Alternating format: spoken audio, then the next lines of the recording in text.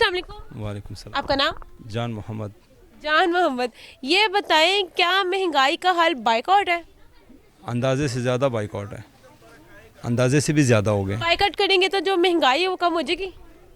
वैसे चांस तो है, चांस है कि हम बाइकआउट करेंगे तो कुछ चीज़ नहीं लेना चाहें तो उसको नहीं लेना चाहिए, तो फिर शायद कुछ हो जाए। लेकिन ये हालात जो जा रहे हैं, इस हालात में तो नहीं लगता है कि महंगाई कम हो जाएगी। हाल क्या है?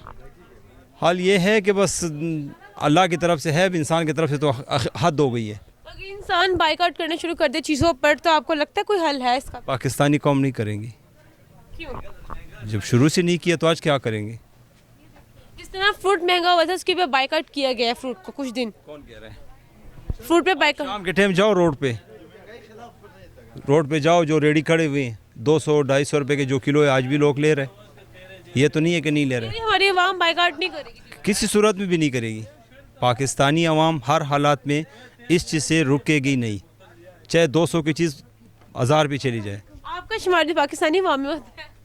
तो मैं कौन सा कहूँ कि मैं जापान से हूँ, मैं तो सब पाकिस्तानी अवाम की बात कर रहा हूँ कि कोई भी जो है ना इस चीज़ से मतलब कि अवाम बाइकआउट की तरफ नहीं जाएगी चीज़ों पर? सूरत में भी नहीं जा सकता है।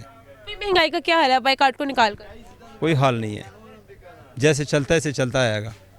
Thank you so much.